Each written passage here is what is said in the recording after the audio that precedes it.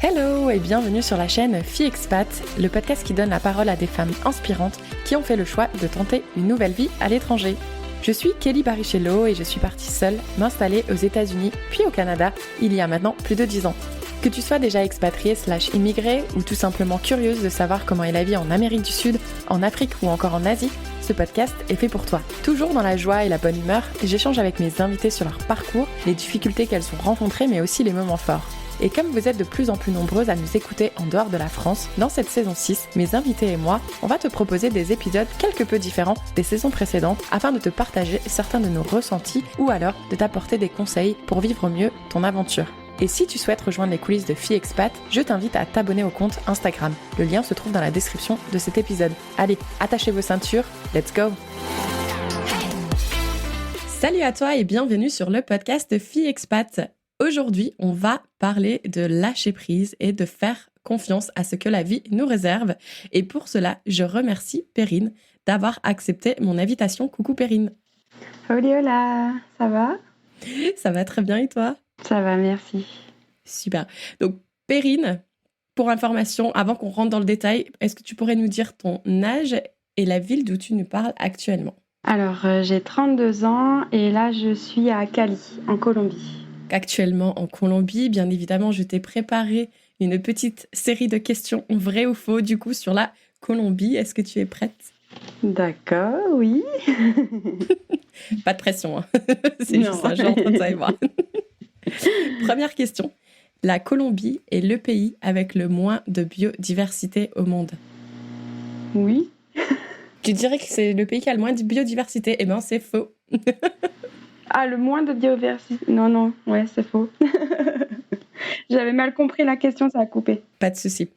Donc en fait, la Colombie, pour donner quelques détails, c'est le deuxième pays qui a le plus de biodiversité au monde après le Brésil. Apparemment, le pays abrite plus de 10% de la biodiversité mondiale, avec plus de 50 000 espèces de plantes, plus de 1900 espèces d'oiseaux et de 500 000 espèces de mammifères. En fait, je voulais juste faire cette petite information parce que je pense, et corrige-moi si je me trompe, mais si on rêve de plages tropicales, de montagnes majestueuses et de biodiversité, du coup la Colombie semble correspondre à pas mal de ces critères. Est-ce que tu confirmes ? Mais oui, non, mais bien sûr, mais il y a l'Amazonie en plus, donc... Voilà, c'est pas grave. Encore une fois, c'est juste entre toi et moi. Pour ceux qui nous écoutent, pour info, je la vois en visio et elle est en mode dégoûtée. Comment j'ai pu répondre vrai à ça ? C'est parce que tu n'as pas bien compris la question. C'est pas grave. Deuxième question. Tu peux te rattraper. La Colombie est connue pour être le premier producteur et exportateur mondial de drogue. De drogue. Oui, non, c'est vrai qu'il fut vraiment un temps où la Colombie faisait vraiment très peur par rapport à tous les cartels de drogue et donc avec le fameux Pablo Escobar qui était ici, donc je pense que oui. Donc, ils sont effectivement connus. Donc, en fait, cette question est un peu vraie ou faux parce que effectivement, ça dépend à qui tu t'adresses. Mais du coup, je lisais que les Européens, ils ont une perception négative de la Colombie, justement, en raison de sa réputation passée de violence, de criminalité et de trafic de drogue. Mais ces problèmes ont quand même considérablement diminué. D'ailleurs, c'est pour ça que je suis ravie qu'on fasse cet épisode aujourd'hui sur la Colombie, parce que moi, je l'ai découvert à travers Pékin Express, moi et mon fameux Pékin Express. Mais depuis quelques années, j'ai rencontré énormément de digital nomades et de voyageurs qui me vantent la beauté de la Colombie et à quel point ils se sentent en sécurité.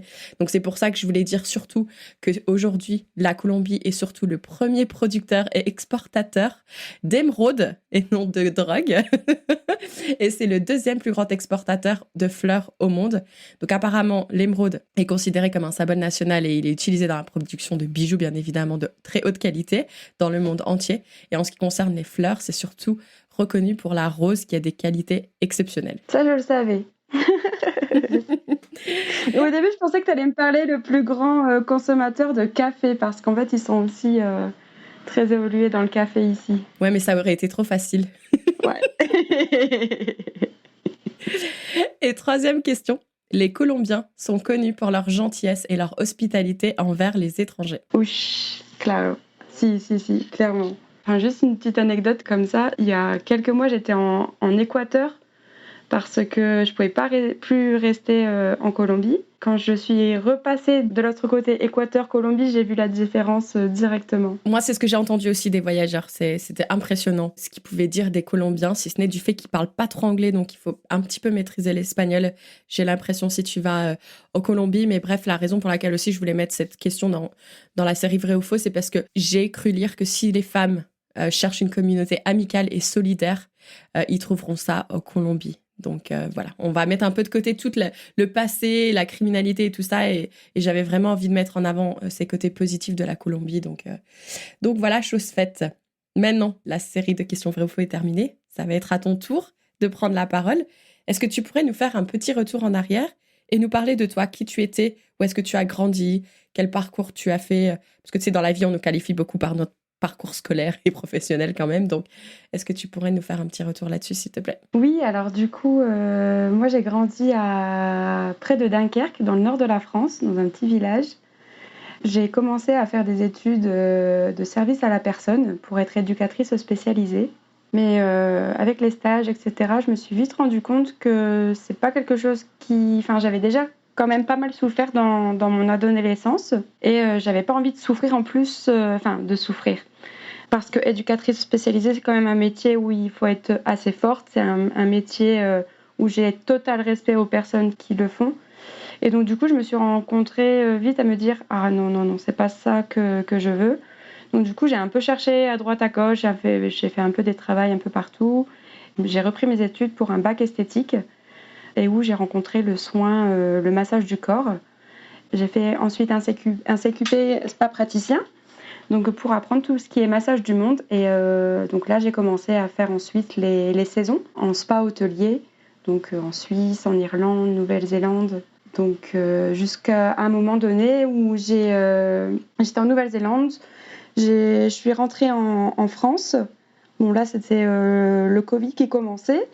Et j'ai voulu créer mon entreprise, donc c'était d'aménager un camping-car en une cabine de massage. Et malheureusement, l'artisan à qui j'ai confié, donc qui m'a vendu le camping-car et à qui j'ai confié l'aménagement, ça a été une pure arnaque. Enfin, je suis encore en procédure judiciaire contre lui. Et donc du coup, j'avais vraiment perdu beaucoup de choses. J'avais perdu tout mon projet, j'avais perdu toute mon énergie, tout mon argent également. Et donc là, à partir de là, je me suis dit, allez, je repars et je vais partir en dépression. Là, sinon, je savais plus du tout quoi faire. Et donc, je suis partie au Mexique. Alors, juste un petit retour en arrière pour rebondir un peu sur tout ce que tu as dit. Donc, j'ai cru comprendre que ton métier t'a permis déjà de partir dans différents pays.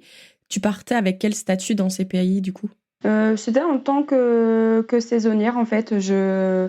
Par exemple, je partais pour la saison d'été ou la saison d'hiver et je faisais, moi, directement mes demandes via leur site internet, où il y a des sites internet spécialisés pour les spa praticiennes, les masseuses. Est-ce que tu dirais que quand tu es allée justement en Suisse, en Nouvelle-Zélande, est-ce que tu en as tiré des leçons de vie déjà à ce moment-là?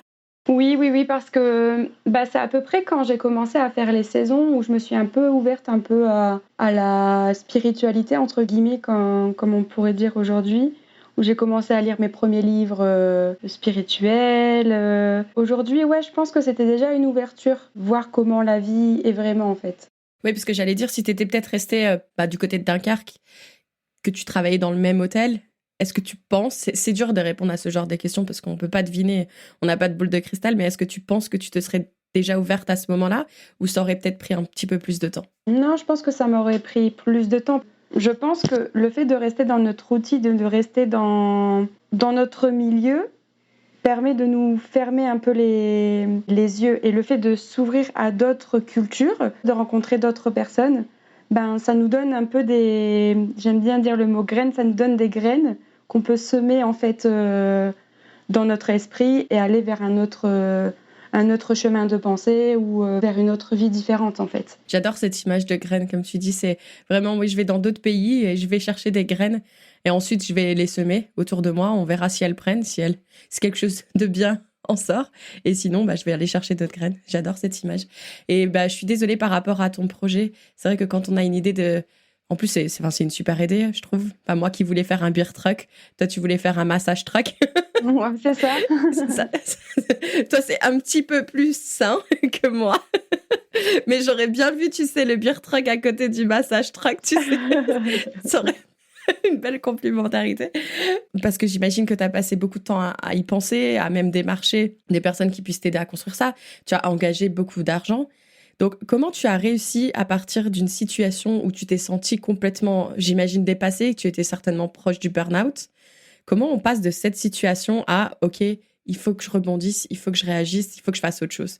Quel conseil? Est-ce que tu te souviens un peu dans comment tu as fait en fait? Oui, alors moi, en fait, du coup, je suis arrivée au Mexique complètement déboussolée, mais déboussolée. Enfin, je me suis même dit, mais qu'est-ce que je fais là en fait? Enfin, j'avais l'habitude de voyager seule en plus. Et j'étais complètement perdue, je ne savais pas comment. Avant même que tu sois arrivé au Mexique, comment on trouve déjà l'énergie, l'envie et même l'argent peut-être d'acheter ce billet d'avion pour le Mexique? Et puis pourquoi le Mexique d'ailleurs? Moi, à partir du moment où je me suis vue complètement comme une loque dans mon canapé, je me dis, il faut pas que je reste comme ça. Je peux pas me permettre de rester comme ça en fait. Et pour moi, ma seule fenêtre, c'était le voyage. Alors peut-être que beaucoup vont dire que c'était une fuite. Alors à ce moment-là, oui, peut-être. Parce que, et je l'assume, oui. Mais il fallait que je bouge de cet environnement. Et pour moi, le voyage, c'est quelque chose qui a toujours été intégrante dans ma vie. Donc pour moi, c'est bien beaucoup plus simple de prendre un billet d'avion à l'autre bout du monde que d'aller acheter, je sais pas, un petit pain au chocolat. Non, je rigole. Mais enfin, pour moi, c'est quelque chose de très facile de prendre un billet d'avion pour l'autre bout du monde. Et j'ai toujours fait comme ça, de prendre mes billets d'avion à la dernière minute, en fait. Donc je pourrais pas dire un conseil parce qu'en fait c'est ma façon d'être en fait. Dès qu'il y a une action et dès qu'il y a quelque chose que je me sens pas bien, boum, je suis en action, il faut que je fasse quelque chose en fait. Là je me suis vue pendant quelques semaines à être dans mon fauteuil, à pleurer, à me dire mais qu'est-ce que je fais. Ben je pars en fait. Tu sais, moi, je vois pas ça comme une fuite dans le sens où, tu sais, il y a une citation qui dit, mais en plus, ça revient avec l'image de la graine que tu disais tout à l'heure, c'est qu'une fleur, dans son environnement, si elle meurt ou si elle a pas ses belles pétales ou peu importe quelle fleur t'as choisi, ben c'est peut-être qu'elle est pas dans le bon environnement. Et je pense que toi, à ce moment-là, c'était pas ton environnement. Et donc, tu t'es dit, tu sais quoi, cette fleur, c'est toi la fleur. T'as envie d'être quelque chose qui est pétillant, t'as envie de quelque chose qui est pas là triste dans son fauteuil. Donc, tu vas le changer d'environnement pour essayer de voir ce que ça peut donner. Et je trouve ça super parce que je vois pas du tout ça comme une fuite. C'est tu dis non, je vais aller me challenger. Et c'est bien que tu aies reconnu aussi d'ailleurs que t'étais pas à ta place en fait. Parce que ça, des fois, on a du mal à le reconnaître. De se dire, bah, c'est peut-être pas l'endroit où je dois être aujourd'hui. Et de se dire, bah, tu sais quoi, je vais me donner les moyens d'aller tester un autre environnement pour voir ce que ça peut donner sur mes envies, sur le ressenti que j'ai en me levant le matin, tout simplement en fait. Et est-ce que tu te souviens pourquoi le Mexique? Alors oui, bah en fait, tout simplement, c'était encore un peu le Covid. On était en juin 2021 et on ne pouvait pas encore trop sortir du pays. Enfin, il fallait un motif impérieux. Et donc, du coup, à l'époque, il y avait juste Mexique et Dubaï qui étaient ouverts. Dubaï, ça m'intéressait pas tant que ça. Et donc, du coup, le Mexique, c'était un pays que je voulais aussi visiter. Et surtout, j'avais une amie qui a créé son auberge de jeunesse au Mexique et qui était encore là 2-3 jours. Je suis allée la voir et voilà pourquoi le Mexique. Bah, parfait, c'est une très belle réponse parce que, encore une fois, là, tu avais une contrainte, hein, slash hashtag le Covid, et pourtant tu te dis, tu sais quoi, je vais pas laisser cette merde venir changer mes plans. Et ben, il y a un pays où je peux y aller sans problème, donc je vais y aller. J'adore ce genre de témoignage. Et donc, comme tu l'as dit, tu arrives au Mexique, tu étais un petit peu perdu. Donc, à partir de là, qu'est-ce que tu as fait pour essayer de trouver un peu dans quelle direction aller? Bah du coup, ouais, j'étais complètement perdue. Je me dis, mais c'est pas possible, j'ai quand même voyagé en Inde seule, je suis allée en Nouvelle-Zélande, et là, j'ai l'impression d'être une petite enfant qui sait pas bouger. Je me suis rendu compte qu'il fallait que je me pose. J'avais fait tellement des mois et des mois émotionnellement et psychologiquement qui étaient super difficiles. Donc du coup, je me suis posée dans un volontariat. C'était un éco-village, c'est une Française, le Maya Éco-Village à Akumal. Et en fait, je suis restée 3 mois avec elle.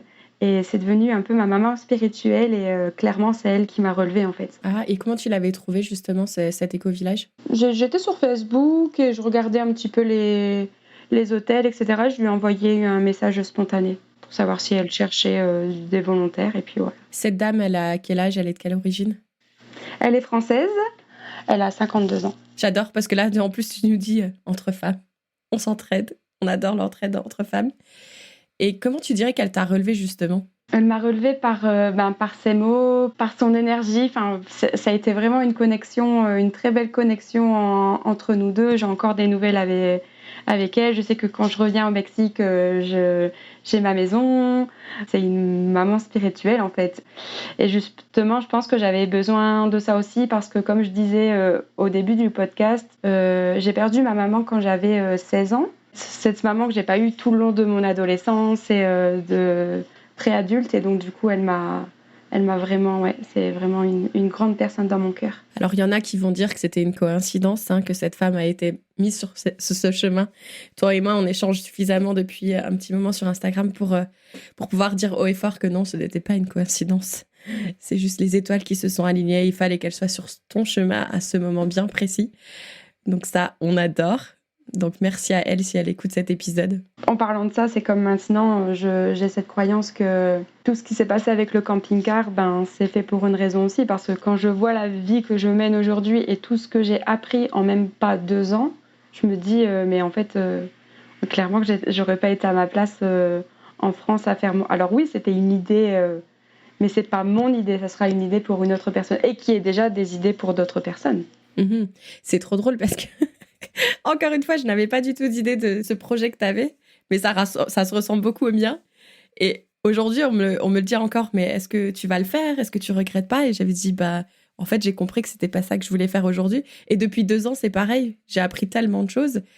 Et c'est ça la vie, en fait. C'est d'aller tester des choses et de se dire, c'est peut-être pas le bon moment. Mais du coup, ça m'a ouvert une autre porte que j'avais pas du tout envisagée. Mais tu sais quoi, je vais aller voir ce qui se passe derrière. Et peut-être que ça va pas me plaire et je vais en ressortir. Mais je trouve ça trop bien. Mais du coup, comment t'as fait pour repartir ? Parce que là, j'ai l'impression que t'étais quand même dans un cadre un petit peu idéal. Qu'est-ce qui t'a poussé à partir de là, du coup ? Du coup, au bout de 3 mois, j'étais dans le volontariat. Et puis, il y a un moment donné où j'avais pris justement toutes mes forces et je voulais voyager un petit peu plus dans le pays, le Mexique, parce que là où j'étais à Cumal, c'est le Quintana Roo. C'est un État qui a beaucoup de tourisme et surtout beaucoup de tourisme américain. Et pour moi, à l'heure d'aujourd'hui, c'est... Alors, le Quintana Roo, il est beau, il y a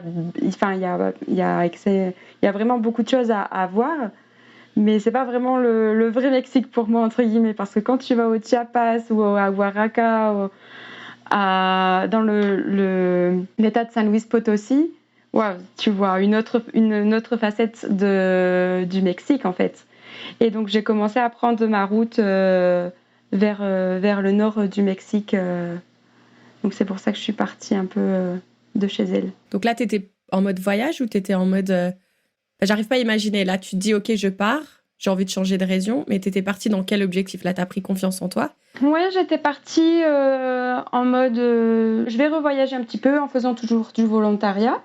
Donc, de toute façon, c'est un peu ma manière de voyager donc en volontariat. Et puis, je laissais complètement prise. Je me dis, je vais rester là. Par exemple, après être partie d'Acumal, je suis partie directement à San Cristobal de las Casas, au Chiapas. Et là, normalement, je devais rester 1 ou 2 semaines. Et au final, je suis restée 1 mois en volontariat. Et en fait, je me laisse complètement lâcher prise sur ce qui vient à moi. Par exemple, normalement, je devais aller, après San Cristobal, je devais aller à Oaxaca. Mais en fait, j'ai rencontré des personnes qui ensuite devaient aller dans le nord. Et bref. Donc du coup, j'ai suivi ces personnes. On est allé directement à Mexico City. Et on a voyagé plus dans le nord, du coup. J'adore. T'as fait quoi comme volontariat à San Cristobal, du coup ? J'étais dans un hostel où je faisais la réception. OK. Parce que tu sais que j'y étais pendant 2 mois à San Cristobal, du coup. Ah, trop bien. Ça serait quand même fou que t'étais volontaire dans le co-living où je vivais. On se serait presque croisés. Oui, c'est vrai. Mais c'est vrai que cette ville du Chiapas, elle fait beaucoup d'effets, je trouve. Moi, je devais rester aussi quelques semaines et je suis restée 2 mois. Donc, à chaque fois, je la mets en avant. Enfin, tous ceux qui vont au Mexique, je leur dis oubliez 5 minutes Playa del Carmen et allez voir vraiment ce qui se passe dans les régions ailleurs parce que c'est vraiment autre chose. Donc là, tu as décidé de suivre un peu les personnes qui ont été mises sur ton chemin. Mais comment on en parle à son entourage de ça ? Enfin, ils ne te posent jamais des questions. Où tu vas ? Qu'est-ce que tu fais ? Mais quand est-ce que tu reviens ? Si, mais en fait, aujourd'hui, maintenant, ma famille, Elle sait que, enfin, depuis maintenant des années que je voyage, elle me pose plus de questions en fait. Elles savent très bien que je vais bien. Là, je sais même pas s'ils savent que je suis en Colombie. Si, en Colombie, si peut-être, mais où je suis ou. Mais non, en fait, ils ont pris confiance aussi que je sais vivre dans n'importe quelle ville sans pouvoir qu'ils se fassent de soucis en fait. Donc il y a personne qui te demande où est-ce que tu vas être dans 6 mois ou quand est-ce que tu rentres, on te pose aucune question. Mais non, parce qu'en fait, moi, leur réponse, quand ils me demandent ça, je dis, mais attendez, dans demain ou dans 2 jours, je ne sais même pas où je serai, ou alors je sais même pas ce qui va se passer. Et en fait, ça, c'est venu aussi parce que ils me posent plus cette question parce que, justement, avant de revenir en France, quand j'étais en Nouvelle-Zélande, j'avais le plan d'aller ensuite en Australie, puis aux Philippines et de revenir tout en stop jusqu'en France. Mais malheureusement, en fait, j'ai dû rentrer en France pour le décès de mon papa. Tous ces projets, ils se sont envolés, entre guillemets, que je pourrais toujours refaire un jour. Et donc, du coup, à partir de ce moment-là, je me suis dit, je ne fais plus de plan, en fait. Je fais plus de plan parce qu'en fait, on ne sait pas ce que la vie nous réserve. Et des fois, on va passer du temps à me dire, ah, je vais faire ci, je vais faire ça, je vais faire ci, pendant 1 heure ou 2 heures à se faire un plan. Et en fait, c'est 2 heures de perte de temps, entre guillemets, parce qu'en fait, ça tombe, il va y avoir autre chose qui va arriver sur ton chemin. Et là, tu vas dire, ah non, j'avais dit ce plan-là. Je vais pas me laisser permettre ce que me donne la vie, en fait, parce que j'ai prévu un plan. Et donc, du coup, voilà comment je fonctionne de plus faire de plans. Et bon, des fois, on se dit, on a quand même des objectifs, on a quand même des plans, mais je me laisse toujours une fenêtre de me dire, ah, là, il y a quelqu'un qui me propose ça, ou il y a cette chose qui m'attire, voilà. Parce que là, du coup, comment t'as atterri en Colombie ? Je ne pouvais plus rester du coup au Mexique parce que du coup, je suis restée 1 an au Mexique, donc j'ai fait 6 mois. Je suis partie un petit peu au Guatemala, je suis revenue au Mexique, et donc là, je me suis dit, mais c'est pas possible, où est-ce que je vais aller ? J'ai pas envie de repartir au Guatemala. Et là, il y a eu plein de signes de la Colombie. Quelqu'un qui avait son t-shirt écrit Colombie, où j'entendais quelqu'un parler de la Colombie. Et mon frère avait été en Colombie aussi, et lui, il avait adoré la Colombie. Et je me suis dit, bon, allez, c'est la Colombie, on y va. Et donc, du coup, je me suis dit, je vais aller en Colombie 1 mois et je vais revenir au Mexique, parce que moi, le Mexique, c'était le Mexique. Et depuis plus de 6 mois, je suis toujours en Colombie. Et on peut rester combien de temps en tant que touriste en Colombie ? 3 mois. Donc là, ça a été aussi tout un pataquès. Je devais sortir le 17 septembre de l'année dernière. Donc du coup, en fait, on peut faire 3 mois et on peut faire une demande de 3 mois en plus, une extension de 3 mois en plus. Mais bon, je sais pas, il y a eu... j'ai dû sortir du pays avec une amende de $230 parce que... Enfin, corruption. Et donc du coup, c'est pour ça que je suis partie en Équateur et du coup, depuis janvier, je suis de retour en Colombie. T'es située vers où ? Est-ce que t'es dans une zone plutôt rurale ou est-ce que tu dirais plutôt en dehors de la ville ? Non, je suis en pleine ville. Je suis dans la pleine ville de Cali. Donc Cali, quand même, qui est définie comme l'une des plus grandes villes du monde qui est dangereuse. Mais là, j'ai confiance. Je sais que ça va faire plus de quelques mois que je vis ici. Et en fait, il y a même encore des personnes qui me disent « Mais t'as pas peur d'être dans ce quartier-là ou de vivre en pleine ville comme ça ?» Je me laisse pas la peur entrer... du moins, cette peur-là entrer en moi parce que j'ai vraiment confiance à la vie. Je me dis toujours que j'ai mes étoiles qui me protègent, que j'ai mes esprits qui sont autour de moi. Alors peut-être qu'un jour, il m'arrivera quelque chose et puis c'est ce qui devra arriver. Et je ne dis pas que les personnes qui leur est arrivé quelque chose, qu'ils ont été dérobés parce qu'il en existe plein et pas qu'en ville de Cali. Hein. Mais je touche du bois, il m'est jamais arrivé et je continue à avoir confiance en la vie. Est-ce que tu peux nous faire rêver et nous parler du moment où justement tu es arrivée ce premier jour dans cette ville ? Qu'est-ce que tu as ressenti, les odeurs, tes premières interactions avec les Colombiens ? Ouais, alors quand je suis arrivée en Colombie, j'étais pas tout de suite à Cali.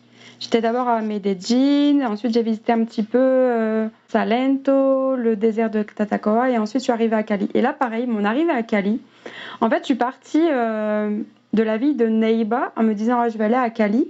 pour aller faire 2 semaines de stage intensif de salsa, parce qu'ici, Cali, c'est la ville de la salsa. On a vraiment la salsa calénienne. Et en fait, j'avais envoyé un message à une amie que j'avais rencontrée à Salento, qui, je sais, elle avait vécu beaucoup de temps à Cali. Donc, je lui avais demandé si elle ne connaissait pas un hostel où je pouvais dormir ou un volontariat. Et donc, tout ça, je lui ai envoyé quand j'étais déjà dans le bus pour Cali. Donc, du coup, quand je n'avais toujours rien arrivé à Cali. Hein. Et donc, du coup, je me suis dit, il y aura bien des hostels à Cali, des auberges, je verrai au terminal. Parce que ça, pareil, en fait, je me laisse complètement lâcher prise sur ça, parce que bien souvent, il y a des fois, je vais dans le bus et la personne qui est à côté de moi, soit elle m'invite, soit elle va me dire, tiens, il y a cet hostel-là, etc. Et donc, du coup... Voilà. Et donc, du coup, j'envoie un message à cette amie. Elle me dit, ah si, il y a un volontariat là-bas à Cali qui est un petit peu, qui est à 15 minutes du centre. Oh, je fais parfait. Donc, du coup, elle m'envoie le numéro, j'envoie un message. Ils m'ont dit, parfait. Quand est-ce que tu arrives? Je dis, écoute, je suis dans le bus. Là, j'arrive ce soir, mais je fais pour cette nuit. Je peux prendre un hostel et on voit demain. Elle me dit, non, directement, tu peux venir à la maison directement. Je dis, bon, super. Et donc, du coup, quand je suis arrivée à Cali, je me suis sentie bien dans le volontariat directement. C'était super parce que c'était un volontariat qui était un petit peu extendé de la ville, qui avait beaucoup de nature autour. Et donc du coup, c'était génial. Je suis restée 3 mois là-bas. Je me suis dit, je vais me sentir bien ici. Et donc en fait, comme je disais, normalement je devais rester 2 semaines pour faire de la danse. J'ai toujours pas fait de salsa. Et au bout de 6 mois, je suis toujours là. Tu vois comme quoi les plans, hein, finalement, on y tient oui, pas tu compte. vois, oui, je m'étais fait un plan là et pareil, tu vois. Et avant de partir au Mexique et Colombie, mais surtout avant le Mexique, est-ce que tu parlais déjà un peu espagnol? Pas du tout. Comment t'as fait Je pour parlais apprendre? pas du tout espagnol. J'ai appris dans la rue en fait. J'ai pas pris de cours non plus. Mon espagnol se réduisait au collège de 3e, 4e. Donc j'avais un petit peu les bases, mais vraiment les bases como estas, bienito, y a basta. C'est mes bases actuelles. Ouais. Je ne pouvais pas tenir une conversation, mais alors pas du tout. Et donc, quand je suis arrivée, oui, au Mexique, je parlais anglais, mais je voyais que l'anglais, il y a personne qui parlait. Enfin, déjà un petit peu plus dans le Quintana Roo quand même. Et donc là, je me dis, il faut vraiment que je me mette à l'espagnol. Il n'y a pas d'autre option. Et donc, j'ai commencé à apprendre. J'ai commencé à étudier moi-même sur Internet. Et puis, le meilleur de tout, c'est le langage de la rue. Hein.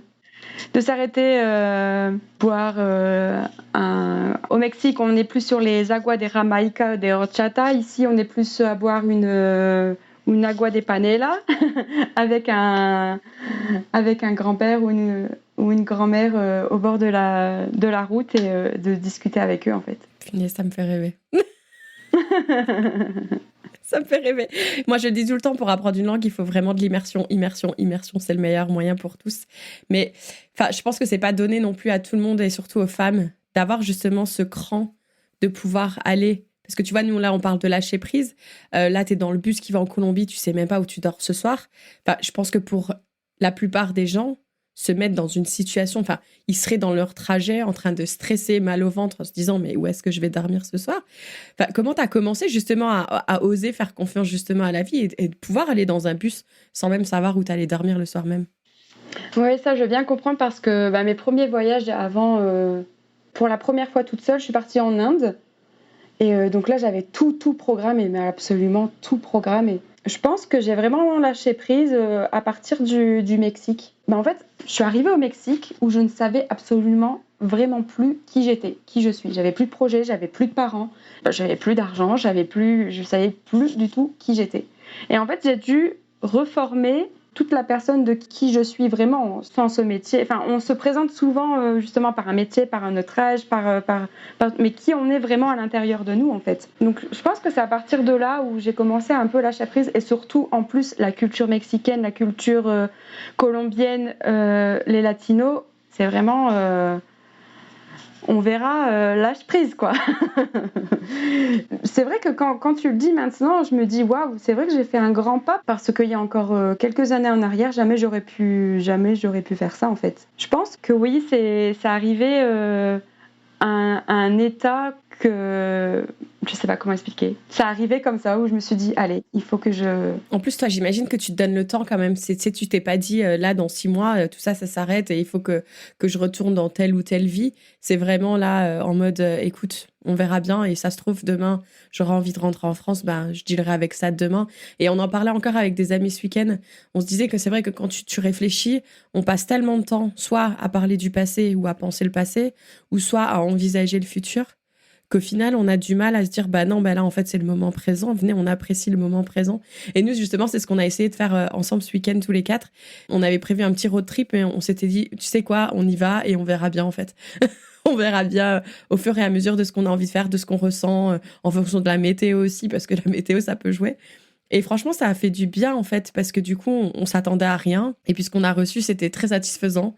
Et ça nous a fait vraiment un bon break de notre quotidien. Donc, ouais, peut-être tester comme ça, des fois, de juste partir un week-end et de se dire, bah, tu sais quoi, je prends ma voiture et je sais pas où je vais, mais c'est pas grave, une fois sur place, je verrai bien. C'est sûr que quand on a une vie un peu rythmée, où on a moins de temps, c'est un peu moins facile à faire. Parce que du coup, on se dit, ouais, mais si je fais...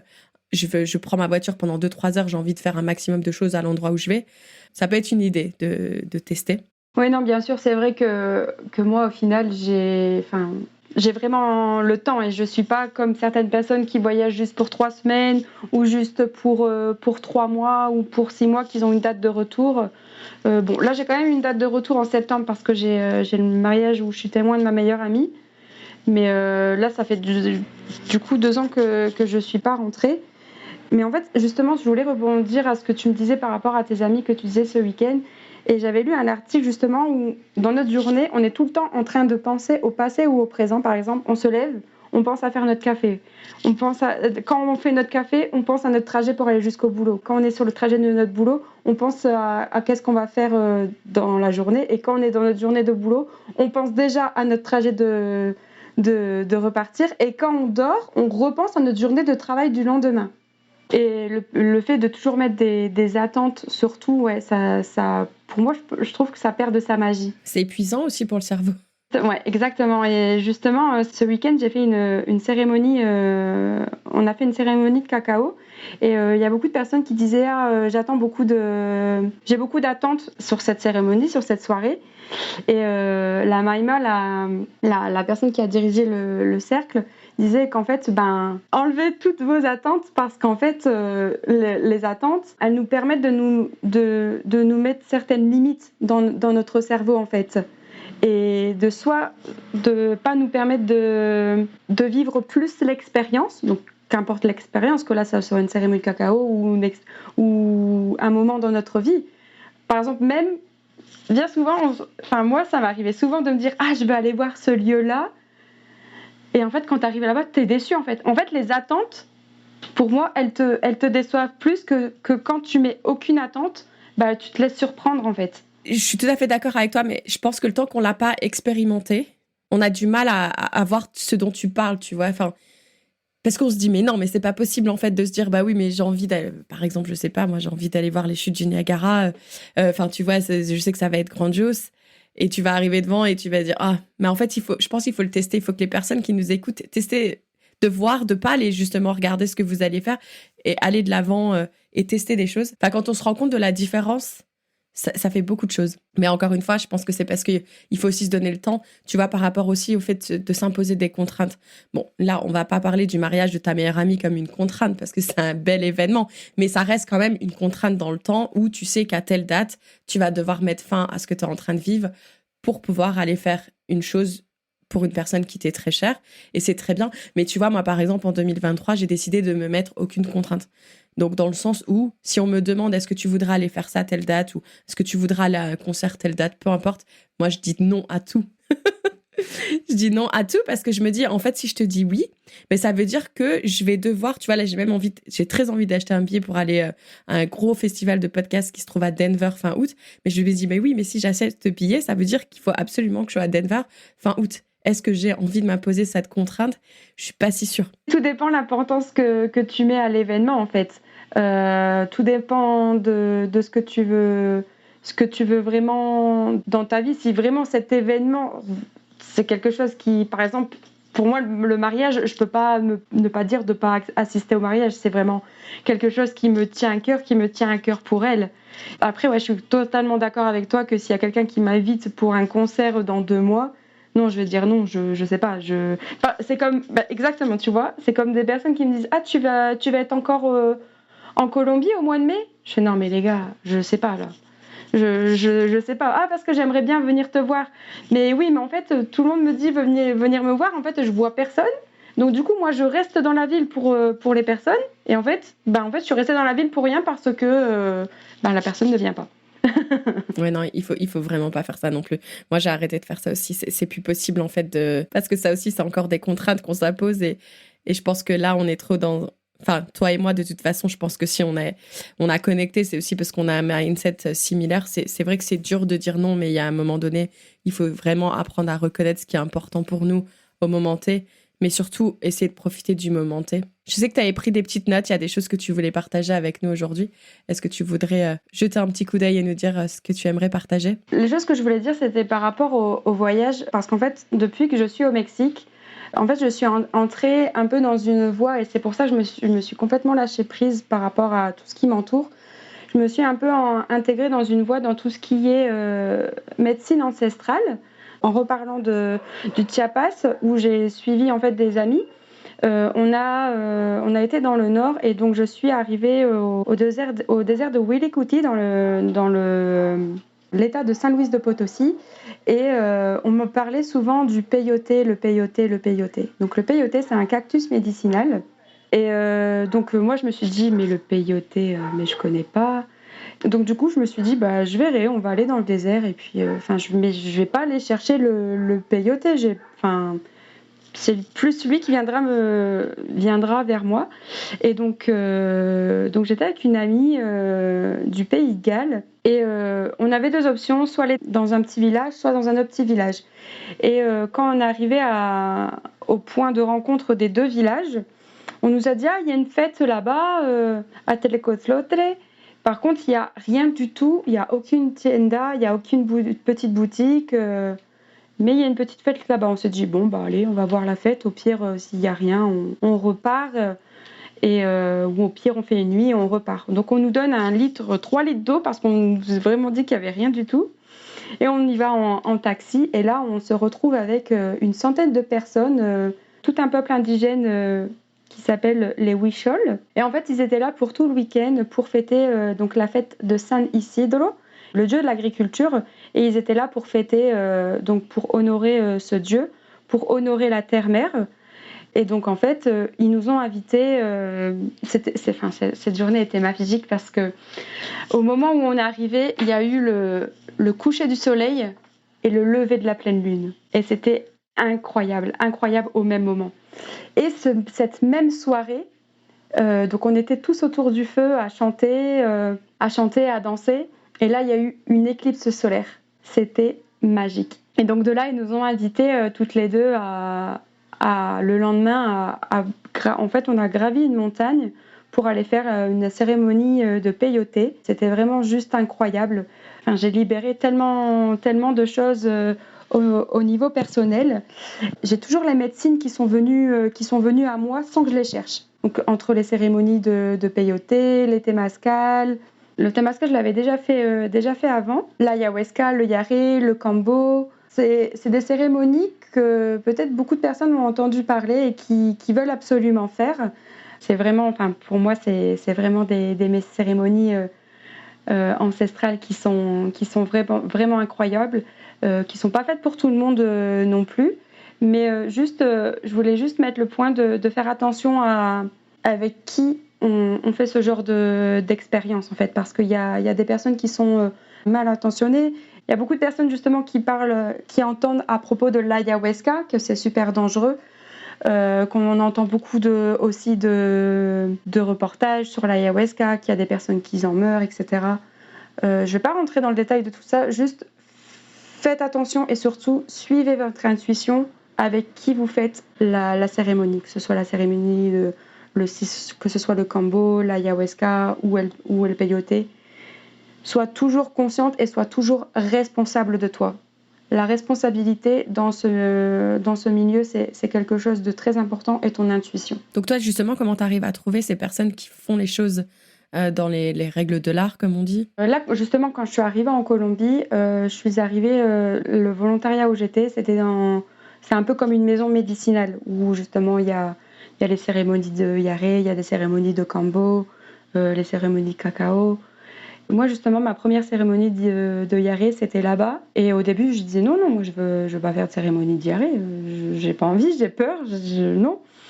Et ils m'ont dit, ah bon, ok, il n'y a pas de souci. Et ils m'ont juste dit, si vraiment tu veux faire une cérémonie de yaré, la personne qui le fait, elle est parfaite pour une première cérémonie parce qu'elle est toute en douceur. Sa sagesse de donner la médecine, elle est incroyable.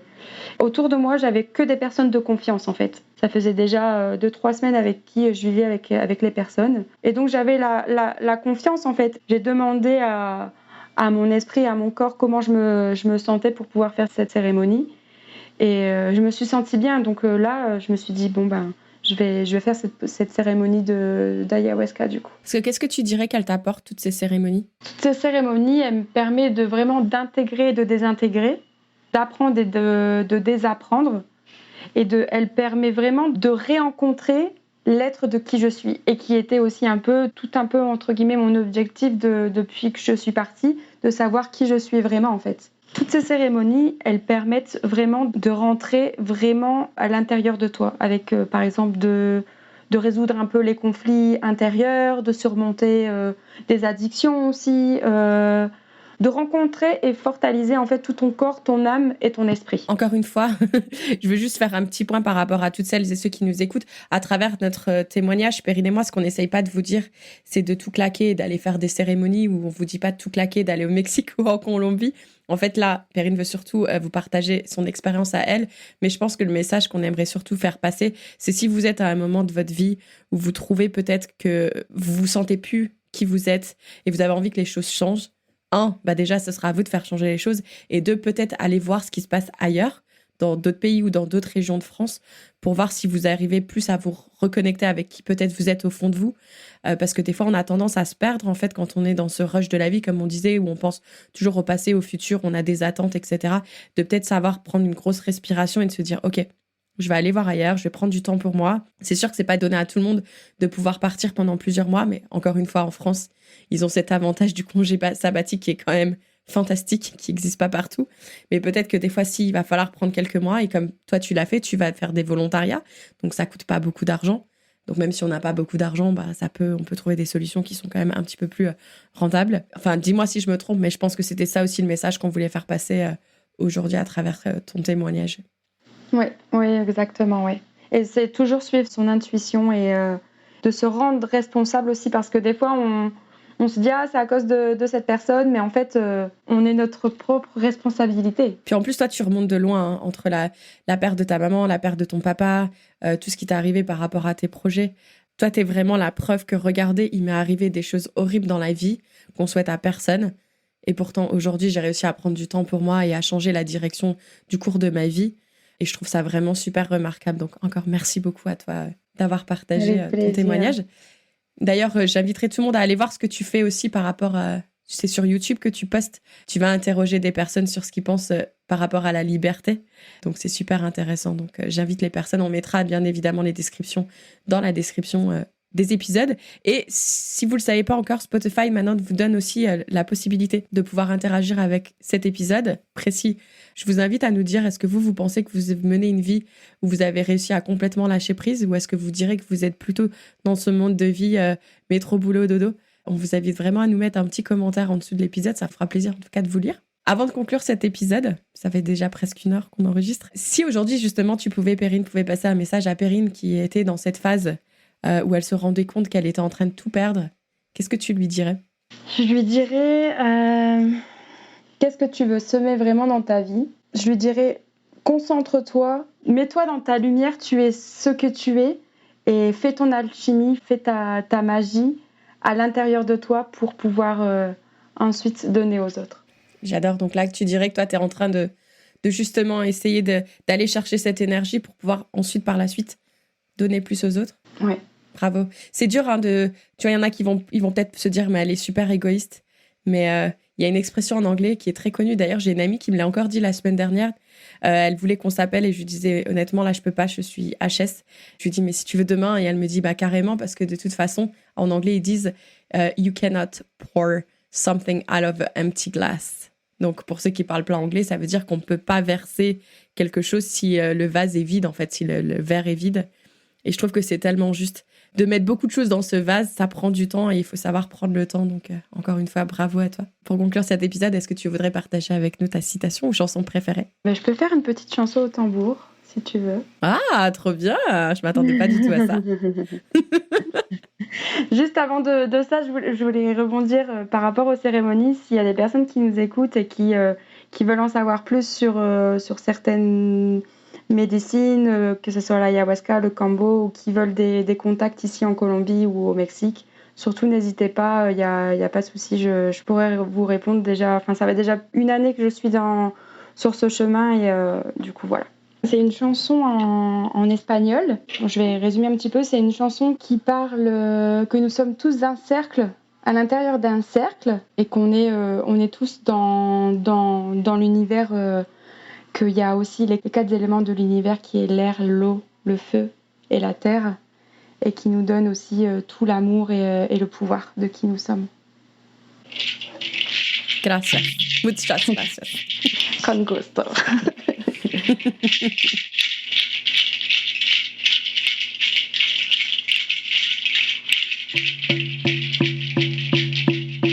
Somos un círculo.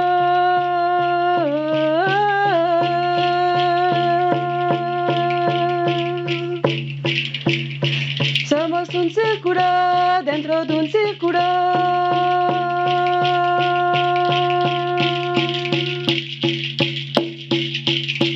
Somos un círculo dentro de un círculo sin principio ni final. El aire me da vuelo, el agua a mí me calma, el fuego me da impulso y la tierra sanación. Somos un círculo dentro de un círculo. Somos un círculo dentro de un círculo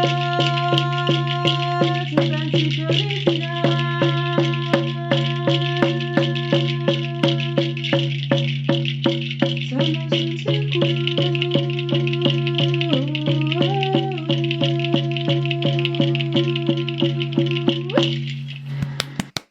J'ai adoré, j'avais des frissons tout le long. Belle surprise que tu viens de me faire et nous faire. Merci beaucoup. Et merci à toutes celles et ceux qui nous ont écoutés jusqu'au bout. J'espère que cette petite chanson et le témoignage vous aura vraiment inspiré. Parce qu'encore une fois, c'est le but du podcast. N'hésitez pas à nous laisser 5 étoiles et un petit commentaire. Ça nous fera extrêmement plaisir. Perrine, on continue à suivre sur les réseaux et peut-être qu'on se croisera, j'en suis sûre, quelque part dans ce monde. Oui, avec plaisir.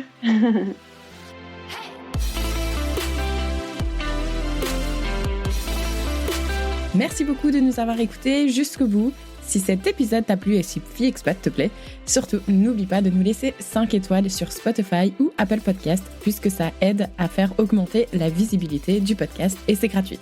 Merci par avance et je te retrouve très vite pour un nouvel épisode de Fille Expat. Ciao ciao!